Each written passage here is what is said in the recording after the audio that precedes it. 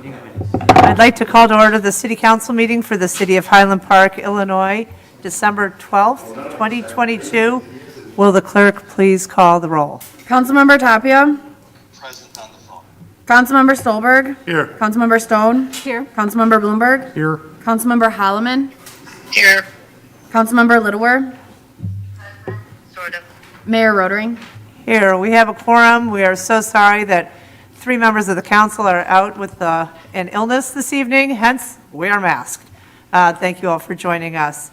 Mayor, let's just confirm that those 3 members are, have notified the clerk that they are ill, which is an excused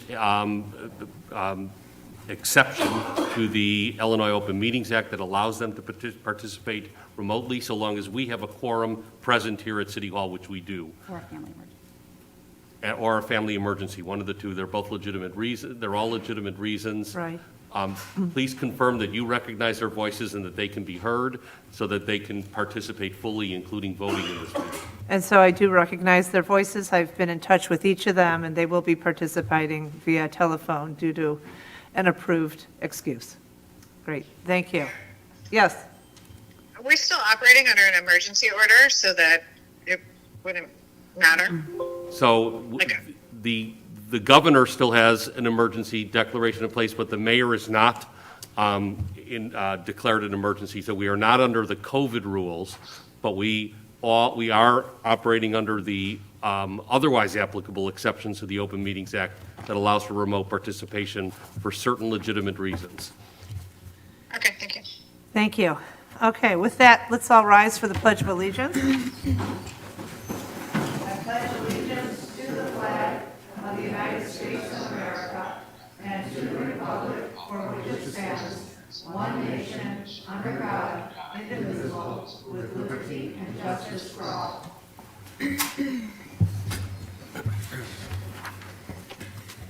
May I have a motion to approve the minutes of the regular City Council meeting held November 28th, 2022? So moved. Second. All those in favor say aye. Aye. Aye. And the ayes have it. The minutes are approved. I'm seeking a motion to approve the warrant list. So moved. Second. Any comments or questions on the warrant list? Hearing none, will the clerk please call the vote? Councilmember Tapia. Yes. Councilmember Stolberg. Aye. Councilmember Stone. Aye. Councilmember Bloomberg. Aye. Councilmember Holloman. Aye.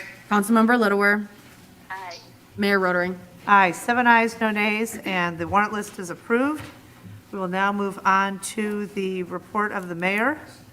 Let me just start by saying that this morning, Illinois State Representative Bob Morgan presented HJ 0097, and it was adopted by the Judiciary Criminal Committee of the House of Representatives of Illinois. HJ 0097 is a House Joint Resolution remembering the lives of those we lost and recognizing the heroic work of so many during the Highland Park mass shooting. And these include the Community Emergency Response Team, community volunteers, fire and police personnel, including those from hundreds of agencies throughout the state, and medical professionals who helped save lives through their quick action. The resolution also commended leaders and professionals who have supported those experiencing trauma related to the tragedy. We thank Representative Morgan and members of the General Assembly for this recognition.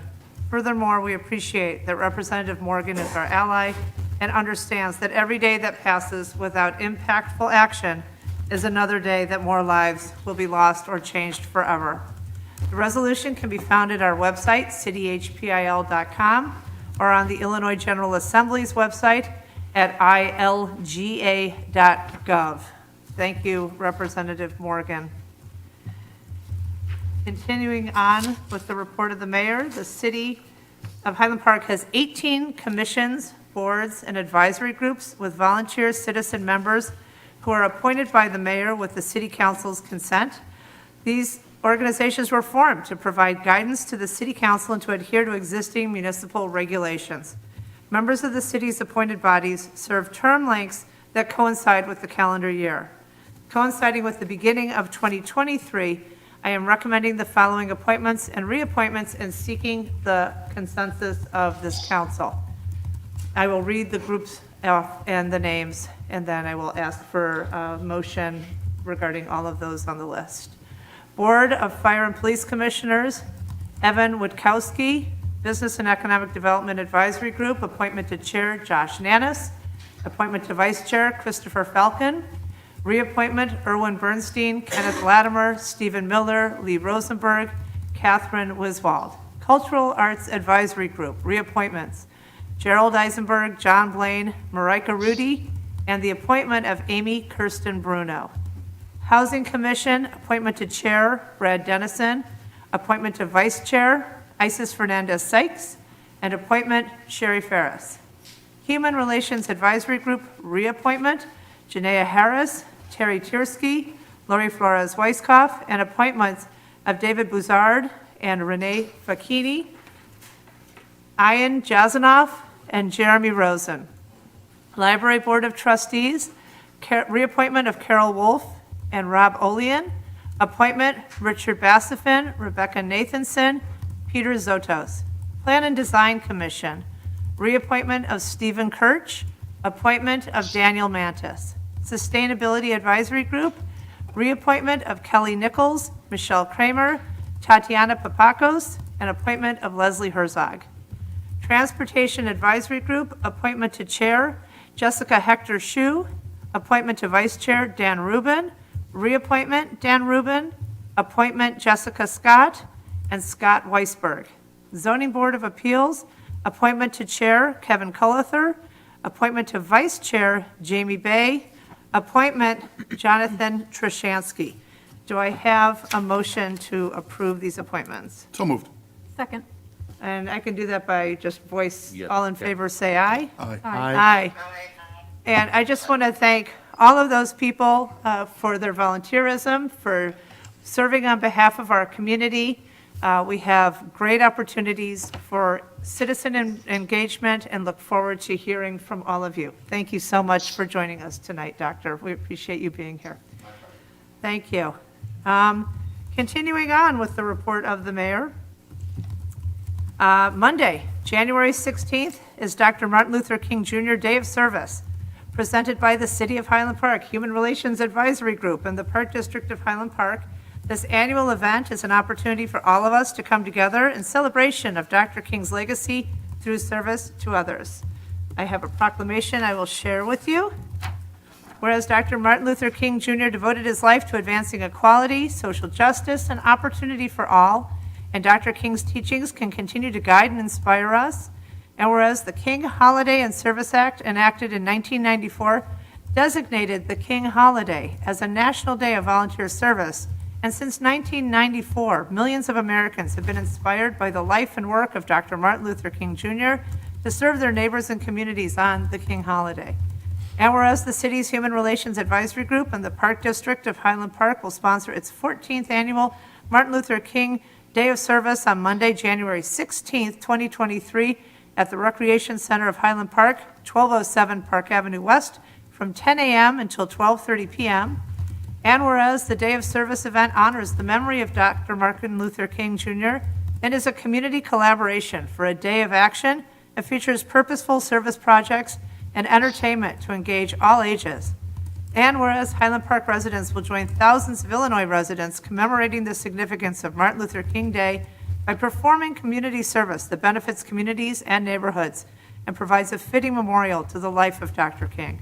Now therefore, I, Nancy Rotary, Mayor of the City of Highland Park, do hereby proclaim Monday, January 16, 2023, as Martin Luther King Day of Service in the City of Highland Park, and urge all community members to join in recognizing it as a day of service throughout Highland Park, and further encourage each citizen to take part in service that will benefit communities and neighborhoods and provide a fitting memorial to the life of Dr. King. We encourage each of you to give your time and your talent this year at our first in-person Day of Service event since 2020 on Monday, January 16th from 10 a.m. till 12:30 p.m. at the Rec Center.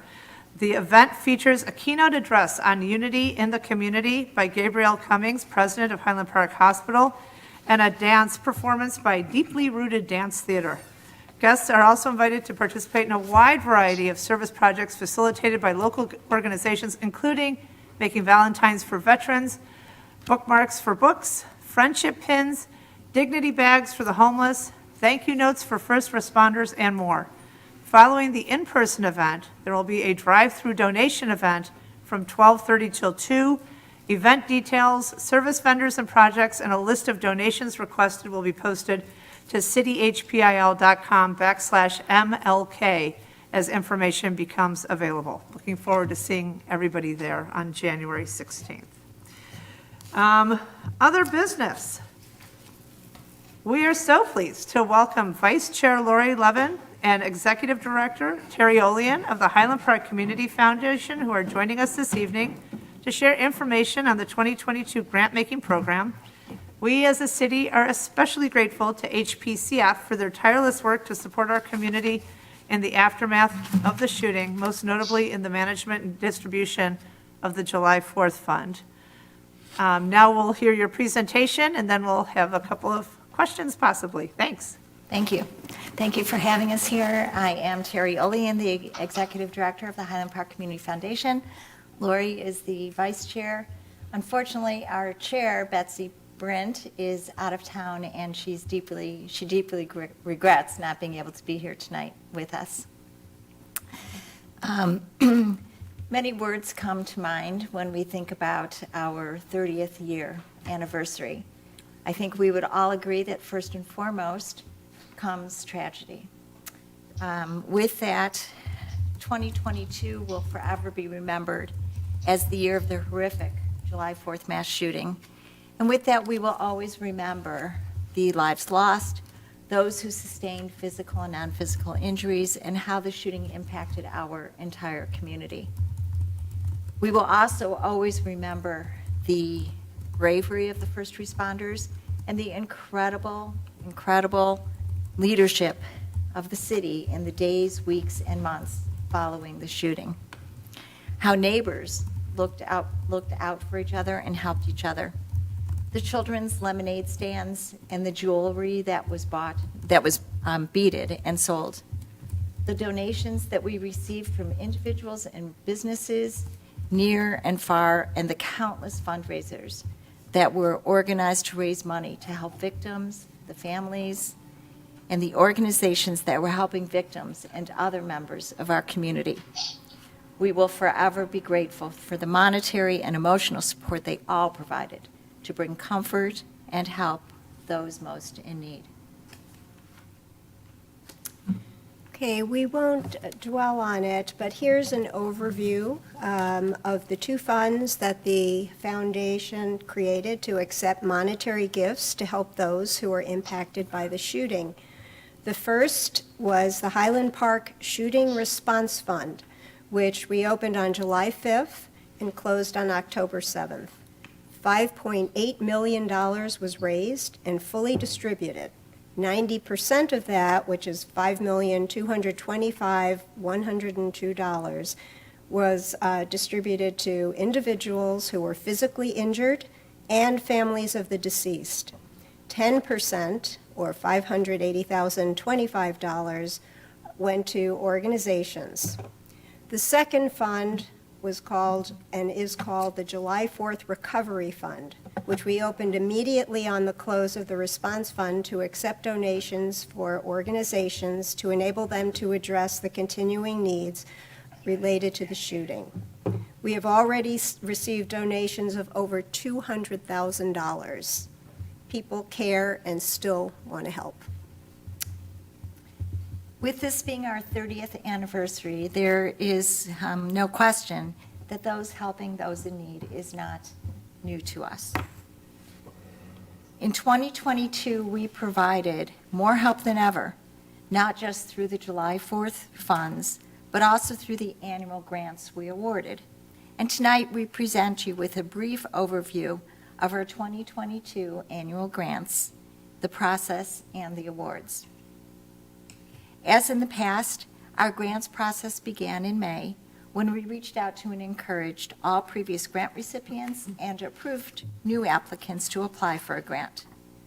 By June 15th, any organization seeking a grant for the first time needed to have sought approval to do so. There were 5 although only 4 ended up applying for a grant. We continue to reach out to previous grant recipients that had not yet applied right up to the deadline of July 15th. Board members began their review of the applications and supporting materials very soon after the application deadline passed.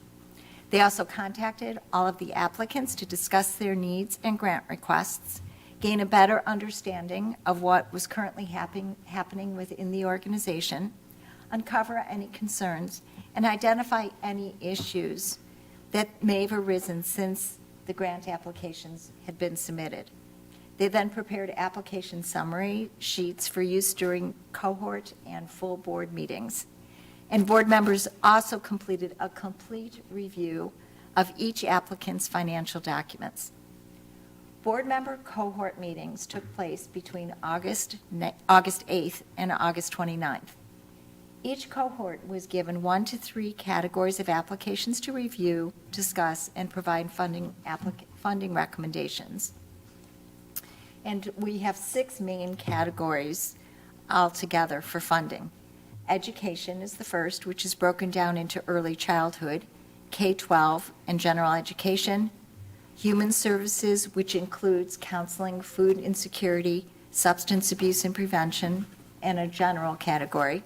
Senior services, services for individuals with disabilities, and the creative and cultural arts. The final board meeting where the funding decisions were approved was held on September 13th. Okay, this slide shows all of the grant awards for 2022. There were 63, and the amount was totaled $746,925. This was the largest dollar amount and number of grants ever awarded, an 18% increase over 2021. The total awarded was 76% of the total requested, which was $981,094. New applicants were collectively awarded $10,000 of those dollars. As you certainly know, $300,000 of the total awarded was funded by the city's generous grant to the Highland Park Community Foundation. We are extremely grateful to Mayor Rotering and all of you, council members and city staff, for understanding that needs exist in our community as well as your commitment to addressing them. So thank you. We're also very grateful for your commitment to the foundation and the trust that you have placed in us as the fiduciary of city funds for distribution to these nonprofits. We won't go through the whole list of grant recipients, but as you can see, the funds we provided will help the youngest to the oldest in our community, individuals and families, members of our community who are food insecure, people who struggle with mental health issues, victims of domestic violence, and more. All in all, close to $750,000 of well-spent funding. Learning from last year's well-received distribution event, we awarded the grants at an informal event at the Arts Center on October 19th. This proved to be a popular way to hand out the checks and connect agencies with each other and with board members. So this slide shows a breakdown of this year's grant awards by the 6 funding categories. For education, K-12, and general, we allocated $121,000 to 11 applicants. For creative and cultural arts programs, we awarded $100,000 to 8 different organizations. Early childhood programs, nearly $151,500 to 4 different organizations. 2 organizations providing services for seniors received collectively $28,500. Services for individuals with disabilities, 5 different organizations applied and received grants totaling $43,000. And human services, the largest category by far, received $302,000, $275, and that was divided among 33 different organizations. And I will say with regard to that, there isn't redundancy. These organizations have unique programs and services. Yes, some of them, for example, will address mental health needs, but the redundancy isn't there. It is truly amazing, and the more I work with this foundation, the prouder I am, more proud, I am of being a Highland Park resident, where so many organizations put forth the time and the effort to help our community. That wasn't scripted. But truly felt. We would like to end with a big thank you. This has been a challenging year for everyone in our community. And of course, the $300,000 the city provided to us to allocate to nonprofits helped us address many real needs. Our board members are very proud to belong to a community in which the elected officials and city staff recognize the critical role nonprofits play in the health and welfare of the children, teens, adults, and seniors who live here. Together, we are all making a difference in people's lives. We could not do it without the support of our donors or without the city's help. So thank you from the bottom of our hearts. And Thank we're you happy also. to answer any questions. Thank you. Thank you from the bottom of our hearts. And Lori and Terry, we so appreciate HPCF's continued partnership and essential work to support Highland Park and Highwood through your grant programs. I know how much time goes into these cohorts and the assessments and the consideration. It's deeply appreciated. I need to share kudos as well to Michelle Holloman, who has served as our liaison to your board, but please share our deepest appreciation with everybody on the board of HPCF, and you as well, Ms. Terry, for all of your hard work. It truly serves our community in a way that nobody else can, and we deeply appreciate it. Thank you. Thank you. Thanks. Any questions? Nope? Okay. Thank Thank you you. so much. Thank you for joining us this evening. Maybe stick around for one more minute if you don't mind. Absolutely. Have your seats. Thank you. We have something that's not really public, but it's part of the mayor's report. And I'll just share that over the last 5 months, I'm going to try not to cry, Gita. We as a city have benefited greatly from the steadfast leadership of City Manager Gita Newkirk as we strengthen our community's resiliency following the Highland Park shooting. This is our last meeting of 2022, so it seems appropriate to recognize Gita's unparalleled professionalism and dedication to our community with a Heroism Award. Tony, you're going to be Carol Merrill in this event. Being an effective government leader is so much more than executing policy, setting the tone and culture, organizing and managing resources, and we know this to be true because we're all fortunate to work with City Manager Gita Newkirk.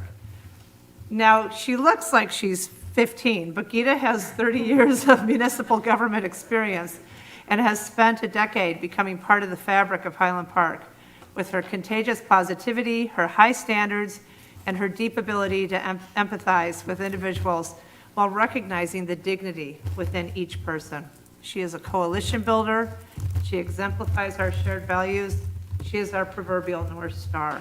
This was particularly evident from the moment that the Highland Park shooting changed all of our lives. In a single instance of bravery at the Highland Park shooting and through continued service in the face of adversity, Gita's displayed courage, heroism, and professionalism.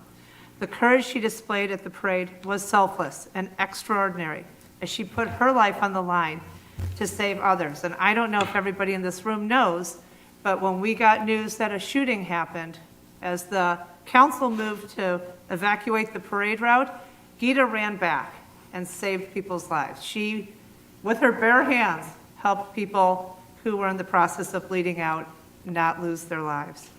She performed exceptional work, guided by training, and most of all, her deeply rooted commitment to helping others, no matter the risk to herself.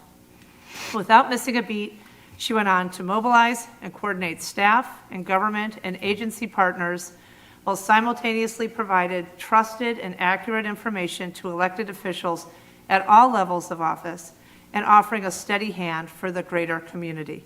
We had over 100 agencies coordinating, over 1,000 people. Gita was at the helm. In the days, weeks, and months to follow, Gita performed her job continuously and went well above and beyond her regular duties. I think, frankly, there are 5 of her, but there's only one with us this evening. In the words of poet Robert Frost, quote, "The best way out is always through," end quote. Gita, you are carrying us through, and you have our deepest respect and gratitude for your actions and leadership. Let's open the gift. And please come forward so we can present it to you. And I'm going to share what it says. This is a blue flame, and the blue flame symbolizes strength and energy, security and protection. We are honored to present the Heroism Award to City Manager Gita Newkirk. And I'll just share that blue flames, as the fire turns blue, it is higher temperatures, so it's stronger and more bright. And over the past 5 months, Gita has demonstrated unfailing leadership and incredible composure under incredible pressure. You have no idea what this woman has been bearing on each shoulder. So the plaque reads, I'll read it while you look at it. Heroism Award, Gita Newkirk, City Manager, Highland Park, Illinois. In recognition of your valiant efforts on July 4, 2022, the City of Highland Park salutes your courage and selflessness. You used your experience and acted with the highest degree of bravery and professionalism to save lives in the wake of tragedy. Your continued leadership and action guides and inspires all of us. We are so appreciative to you. Please join me in saluting Gita.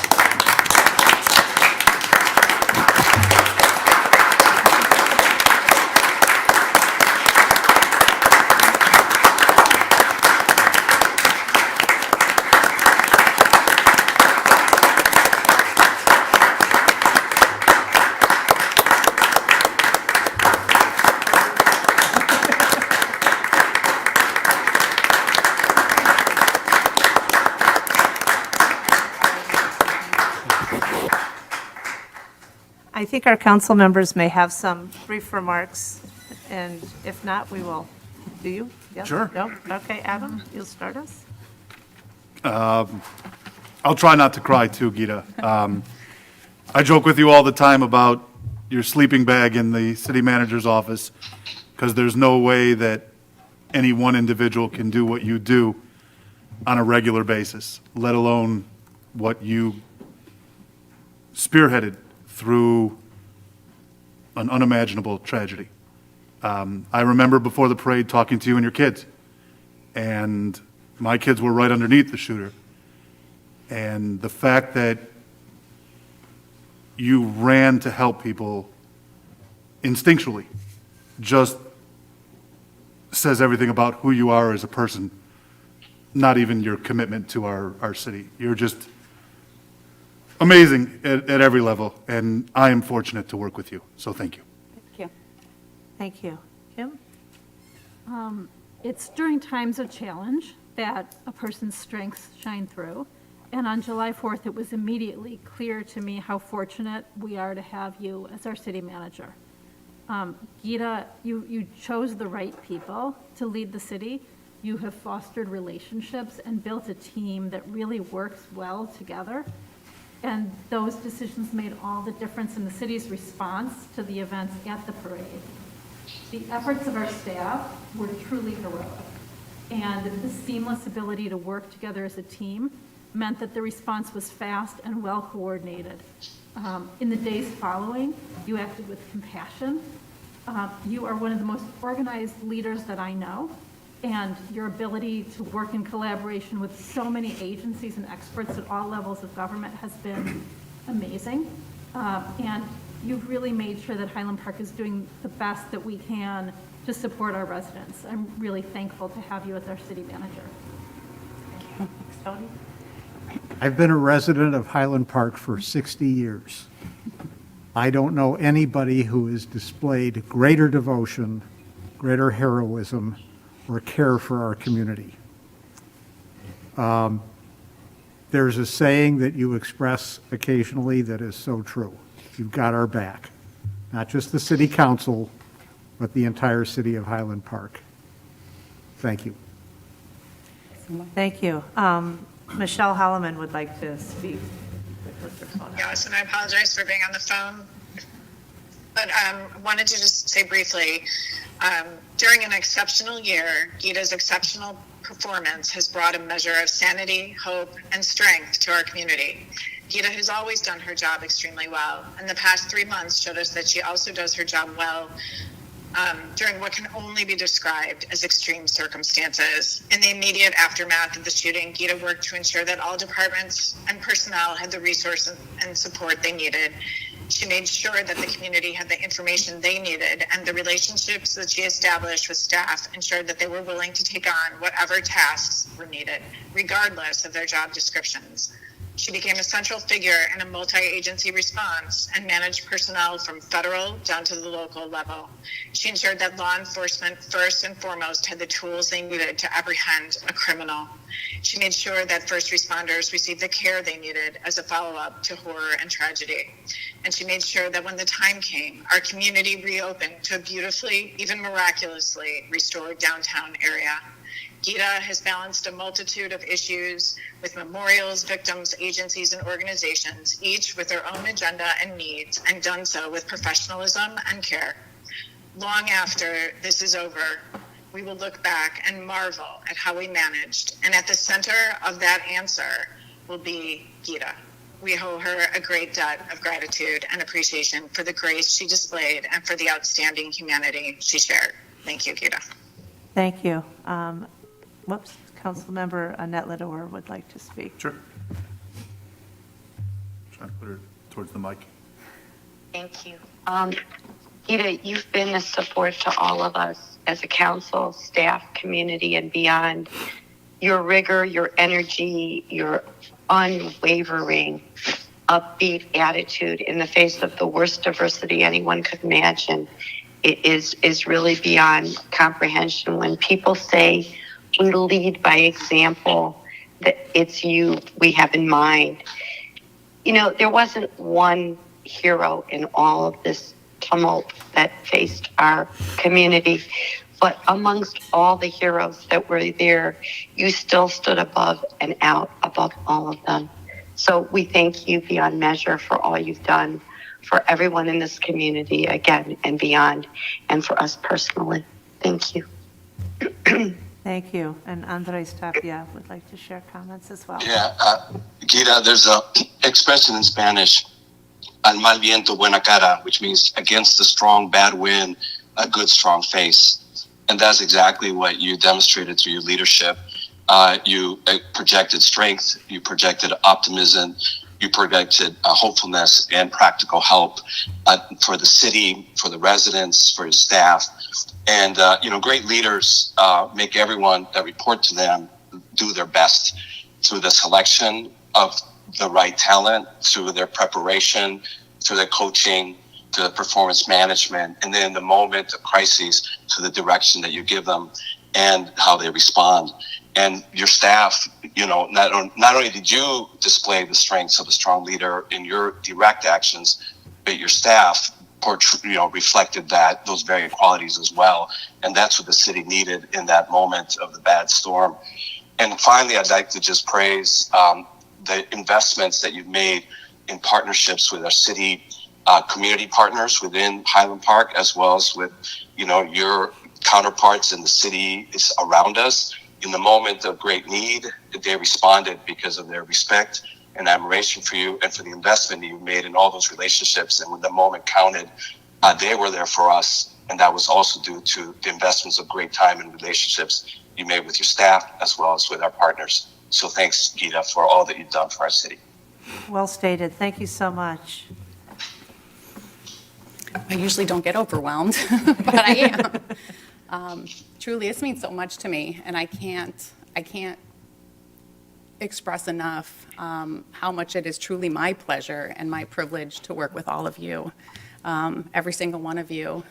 That day, as we've all talked about, started out as a beautiful day, and I have pictures reflecting how happy that everyone was, and in a moment, it turned into an absolute nightmare.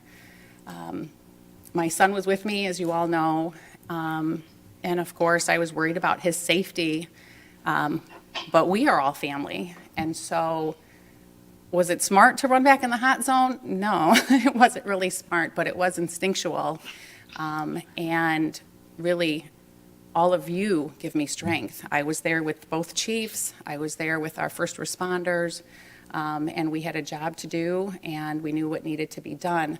But when you talk about the strength, it is working with this exceptional team that truly gives me strength. And Mayor and council members, I want to really just thank you, because it's the sound policy that you set.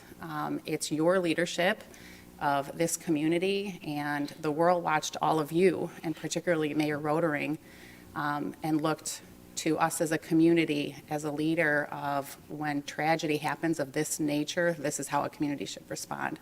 And so I am grateful to you for your leadership and your guidance and your support of our team. Community is one of my core values, as you all know. It was instilled in me by my parents, who understand firsthand the pain of leaving their community when they moved to the United States from Lebanon during the war. And they brought joy to a new community when we established our life here in the United States. From them, my sister and I learned what courage looks like when it's grounded in love, and how important it is for each of us to use our unique talents to serve others. This is not an obligation, but I truly feel as an absolute privilege, and I'm honored, so honored to be doing work and to serve with all of you. My choice to pursue a career in local government management was grounded in this held value of public service. I have a strong faith, as you know, and my faith has taught me that courage and community are intertwined, and that we find strength and purpose in serving each other, and even in the darkest of times, we find the courage to, within ourselves, to do what needs to be done to support each other. I am inspired and motivated by working with an exceptional group of people who are brave, quality professionals in their respective fields. I'm honored that our team rose to the challenge by choosing courage in countless ways, in the minutes and the hours and the days, and continuing today to serve each other, to support our community, and to lead during this time. And we know all too well that this incident response has not ended, but we've really just shifted. As the mayor indicated, we had more than 115 different agencies respond and provide us support on July 4th and the weeks that followed, and we're so grateful to them. Law enforcement professionals, emergency responders, medical responders, dispatchers, administrative professionals, counselors, caseworkers, and so many others. We benefited immensely by their generosity, who shared their expertise and their staff with us.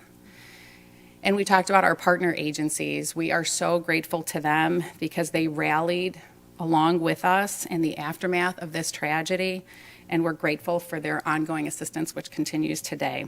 These strong partnerships had already existed, and they were just really enhanced during this difficult time. We knew who to contact, we knew where all resources were, and so we were able to implement these immediately because of those established, mutually respected professional relationships that we have with them. And I am blessed beyond measure to have the love and support of my family. They are watching this right now. They are my foundation of the foundation of my life, and I count my blessings every day for them. And that includes my City of Highland Park family, of course. So I want to thank you so very much for this recognition. I will look at that beautiful crystal every day and really think of all the blessings in my life, which includes my family and my City of Highland Park family. Thank you. Thank you.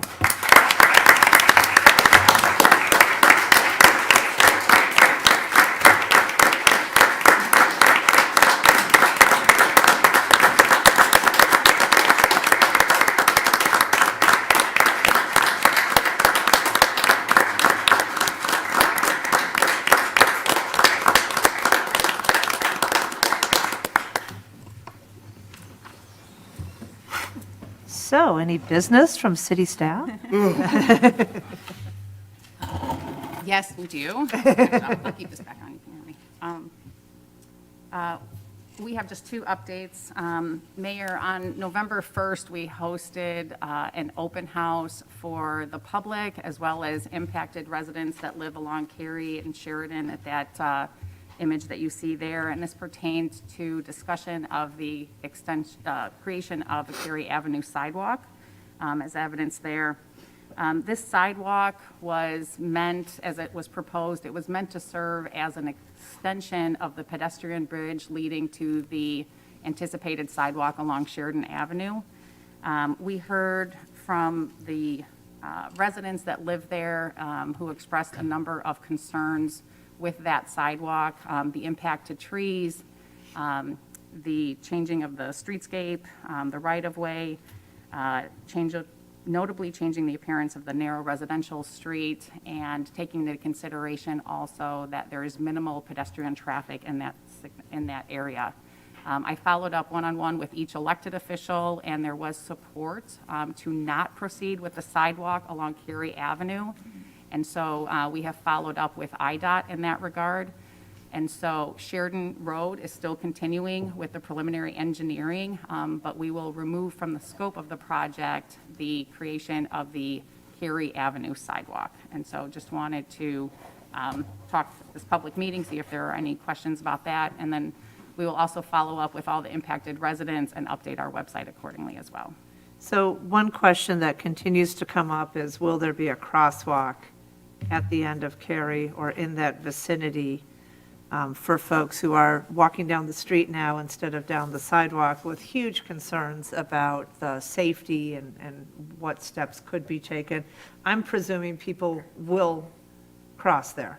Yes. And we know that the grade of the road is changing, but the curve will remain. So do you have any insights or any info about Yes. the crosswalk question? Yes, we have talked. We're working with our consultant engineer as well as certainly with IDOT. And yes, there is still an interest to have a crosswalk at that location. But again, we're still working on preliminary engineering, but that is the plan. Sounds good. Okay, thank you. All right. And then the second report. I think Councilmember Stone has a question. One quick question. My understanding was we had talked about a sidewalk on both sides, just between the beach and Cary. Is that still the plan, or is it just on one side in that area? It depends, I guess, where the crosswalk goes. Right. Yeah, Because Director somebody Bannon. had sprinkled gravel and created a small carriage walk on the west side, so didn't know if that was being Okay. turned into an official Yeah, sidewalk. that was, at one time, we had talked about that and about putting the crosswalk Further down. closer to the Okay. beach. Director Bannon, do you want to come up and answer that question? And while he's walking, I just want to thank you, Gita, for being responsive to residents in this situation where, it's a small street, it's a narrow street, there's not much traffic, as you said. It's a dead-end It's a street. dead-end street, Right. so this seems like a good solution. Yeah, currently it is the east side of the street. There's no plan right now for two sidewalks. Okay, Okay. So the crosswalk then would be at Cary so that people could get across to the sidewalk? Yes, so that's what we're proposing as a possibility. It would lead to a landing on Cary so that people could safely cross at that location, and then it would just exit into the street without the Cary Avenue sidewalk portion. okay, Good, thank you. thank you. And then our second report, this is the last meeting of December. Our next City Council and Committee of the Whole meeting will take place on January 23rd. And the meeting schedule for City Council, as well as all our advisory groups, boards, and commissions, are posted on the city's website. Great, thank you. Okay, continuing on to scheduled business. No, I'm so sorry. Business from the public is for items not considered on tonight's agenda. Are there any members of the public who wish to be heard? Seeing none, we'll now continue on to scheduled business. Items 1 through 21 have been grouped together for omnibus consideration. Did you want to make a comment on item 21? I do, but And also item 2? yeah, I can make, do you want me to make the motion? Sure. Okay. I would like to move to approve items 1 through 21, with number 2 as amended to replace the word sticker with the word permit. And on 21, I will be voting no. This is the purchase of standard gasoline-powered vehicles for the police fleet, and I understand that Ford canceled our long-awaited order for hybrid vehicles. I'm hopeful that future purchases for the fleet will be hybrid, or better yet, electric vehicles. So that is a motion to approve items 1 through 21. With 2 as amended. 2 is amended. Is there a second? Second? Any comments or questions on items 1 through 21? Any from our friends who are at home on the phone? I don't have any. No. Okay, thank you. Will the clerk please call the vote? Councilmember Tapia. Aye. Councilmember Stolberg. Aye. Councilmember Stone. Aye on 1 through 20 and no on 21. Councilmember Bloomberg. Aye. Councilmember Holloman. Aye. Councilmember Littlewer. Mayor Rotering. Aye. 7 ayes on 1 through 20, 6 ayes and 1 nay on item 21. Continuing on, under other business, item 22, consideration of a plan and design commission recommendation regarding an animal hospital or clinic special use permit, special exception for off-street parking relief and waiver of payment in lieu for off-street parking relief for 661 Central Avenue. Do we have need of a presentation, or have people done their homework? It looks like people have done their homework. Annette, I believe you had a question or comment regarding 22? Thank you, Mayor. Yes, a couple of quick things. Number one, there was a mention, and I think it should be part of our motion that a lease should be a condition of approval for the SUP. So that was in our packets, and I wanted to make sure that that was a part of any motion going forward. But then secondarily and separately, I wanted to raise, and I spoke to the city manager about the fee being waived. And I understand that's obviously within the discretion, and that was going to be researched a little further. But if in fact that is going to be waived, I'm very grateful for the presentation that of the last 12 instances within which this was considered, 6 were not for profit, and those therefore were not required to pay a fee. But of the other 6, each time we have not, I think there was once where we charged a fee.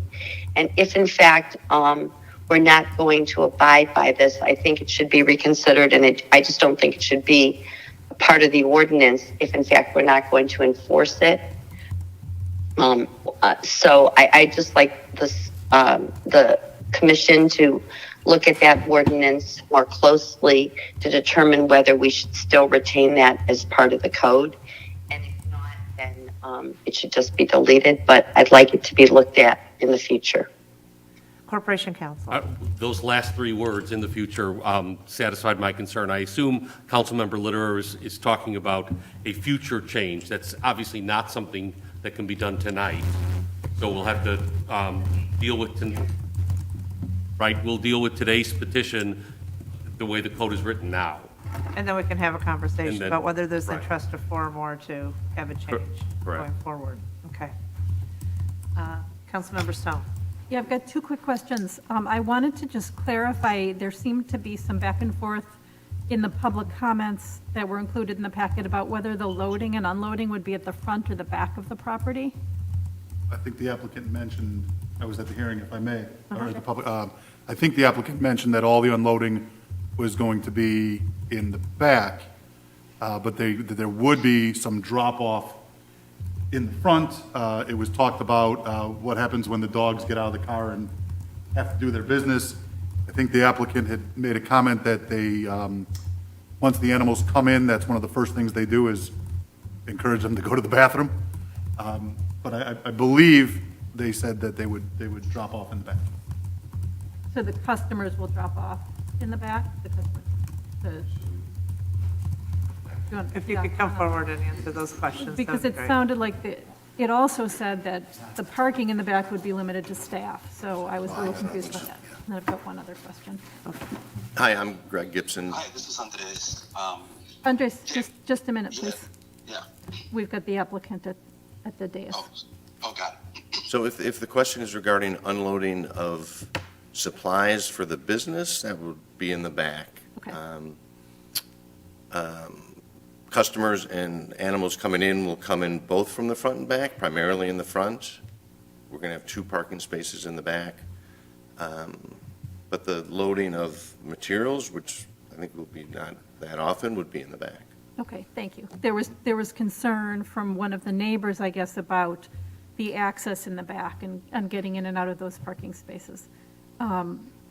And then the other question I had was the PDC findings of fact recommend that the applicant provide 5 e-permits for staff. But you had noted in the documents that you expect some employees to commute by train. Just That- statistically, Okay. we don't know yet because we haven't hired them all, but we have a few. So I wanted to ask if it is possible for us to require that they either provide the 5 e-permits or a combination of e-permits and a transit benefit to enable employees to purchase a train ticket. Is that something we're able to do? I know in the past we've required the purchase of the permits, but if employees are not all driving in, a transit benefit would be more appropriate. If the council finds that the impact that would be created is tied to the condition that you're imposing, ultimately, then yes, you can impose that as a condition. So The- I would like to suggest. The implementing that. applicant has asked, just as long as this issue is on the table, whether there's a question about whether there will be impact at all. And does the city want to have a provision in here that doesn't require anything up front, observe and see what happens, what the conditions are, and then have an automatic requirement that the city can impose, sort of as a look back, after some experience of 6 months, a year, or whatever time period the city thinks is applicable. I just want to put that on the table. I like that alternative. Councilmember Stolberg and then Councilmember Bloomberg. Thanks, Mayor. And Tapia as well. So Stolberg, Tapia, Bloomberg. Thank you. To Councilmember Stone's question, and Gita, maybe you can answer, because I'm supportive of this business. I think this is a good idea for the location that it's in. I think it's important to recognize that although the site is of a certain size, as was talked about at the PDC, the parking requirement based on the size of the unit versus what they're actually going to be using on a daily basis would bring the required number down. So that was part of the consideration of waiving the fee in lieu, which is expensive for a new starting out business. I don't know that I'm supportive of abolishing it altogether. I think part of the reason we have a conditional use in the code is so that case by case they come before us and we can make hopefully a decision in the best interest of the city and the applicant. My only question to your question on purchasing a train pass, depending on where that employee comes from, that pass can get quite expensive. And Gita, could you tell everybody kind of what the e-permit cost versus what, a train pass would cost? I don't want to put a burden on the applicant all of a sudden if 5 of their employees are, Let me, go ahead. let me clarify what I meant by a train Okay. pass. I wasn't suggesting that they actually purchase the train pass for their employees, Oh. but there's an ability, there's a transit benefit that you can provide to your staff. Okay. It's a pre-tax benefit. I can't remember what the exact amount is that's allowed, but we could, have some ability. It's not the full train pass. Got it. I It missed could be the equivalent of an e-permit. Yes, Right, it could be the amount that's equivalent to an e-permit that goes into this account that can be. And that used- e-permit is how much, Gita, a year? Let me or look it Joel? up. It's $285 per year, and so the Plan Commission, recognizing that the in lieu is a large hurdle for a small business coming in, instead of recommended the e-permits as a way to minimize the upfront cost, but then ensure that there's parking for those parking spaces that were waived, if you will, through that e-permit. So 1425 would be the total value of the e-permits, and you could have flexibility within that if that's of interest to you. Councilmember Tapia. Yeah, I have a couple of parts to my comments here. One, I'm also very supportive of this. And I would like staff to just clarify a couple of things that came up in the public comments. One, there was a request by one of the other property owners that the windows remain uncovered, not covered. And I just want to confirm that that is something that we can require. Yes. As a condition of approval, I would state it as a condition of approval. Okay. And then there were some other questions about, animal waste and things like that.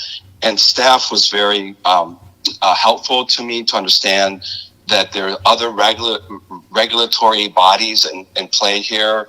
And if Geeta, if you could just explain, for the public record, just what you explained to me, that it's something that the city doesn't have to worry about as much because there's other agencies who are responsible for like a vet, what a veterinary office or clinic would bring to the table here. Yeah, thank you, Councilmember Tapia. I mean, certainly the city has municipal regulations as it pertains to pet waste, and those would be enforced. But maybe if I could just direct the question to the applicant, there are other federal regulations that you have to comply with as well as it pertains to your licensing and operation. Is that correct? Maybe if you could just confirm that. So the other consideration is the medical waste, and that's handled typically through a medical waste pickup company, which we haven't enlisted yet, but I'm familiar with how they work. And you collect your medical waste and you store it inside your building. They come in once or twice a week and remove it, and it's not kept outside near or in a dumpster. It's kept inside the space and picked up maybe once a week. That's the only extenuating, waste issue that I was aware of. Mm-hmm. Great, thank you very much. And then just my final comments are just broader, not for this particular case, but I think that the payment in lieu issue that this has surfaced, there's too many inconsistencies that kind of echo some of my other colleagues' comments that I think we should maybe think about if that policy should be enforced more consistently, if there should be a payment in lieu, if the payment in lieu is too high. But I just felt that there was just too many inconsistencies where the policy is really not quite achieving what it needs to. And then the other item that I think invites broader discussion is this whole issue about employee parking and transit benefit and environment and spaces and distances. I think these are very legitimate concerns. And I think it warrants us having a broader strategic discussion about whether we're optimizing the resources or the options as best as possible. And, Councilmember Stone brought up one idea about the transit benefit, which many of us are familiar with, but I think there's other considerations that we should be looking at so we can make Highland Park as attractive as an employee city as possible, and making it easy for the employees to also get back and forth to their placement of work. Great, thank you.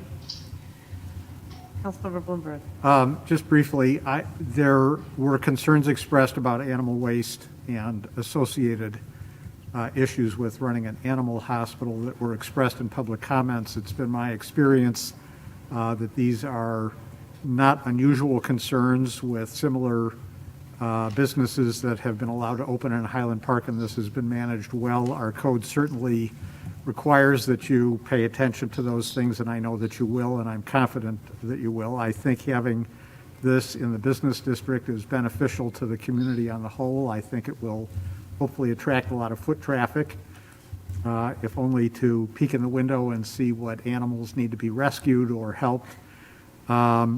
I do think the condition of approval of keeping the windows open is an important one. That's something that we normally require, but I do want it to be a condition of approval so that it's understood. It is my understanding that your employees are required to park in e-permit areas.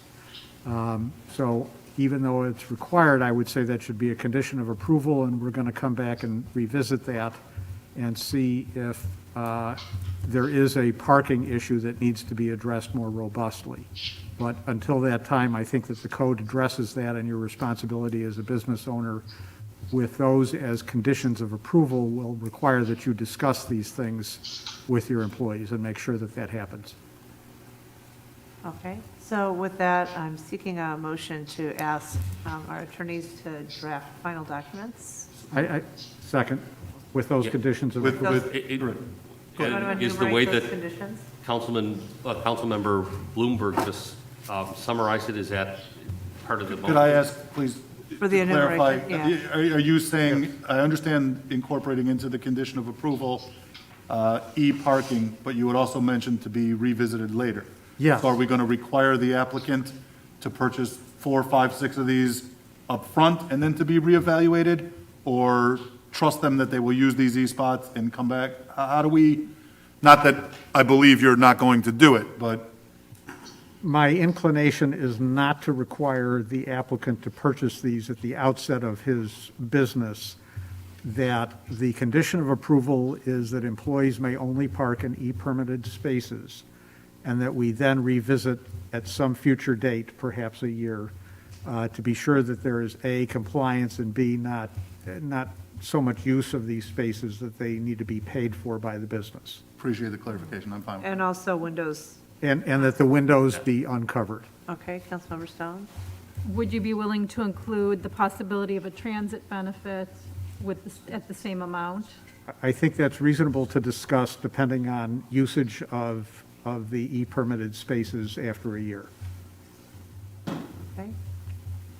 So we have a motion. Is there a second? I seconded it. Okay. I made the motion, yes. Oh, thanks. Okay. Any further discussion? Hearing the motion again, I apologize, but it was very difficult to understand. Sure. I believe my motion was to recommend Drafting. approval with the condition that the employees park in e-parking. No requirement of a number to purchase, but to be reviewed in some defined period, maybe a year. 1 year, I think 1 year is. Okay. year. And then secondly, that the windows remain unblocked, Uncovered. uncovered. Did you hear that okay, Annette? Yes, thank you. You're welcome. Okay. So with that, will the clerk please call the vote? Councilmember Tapia.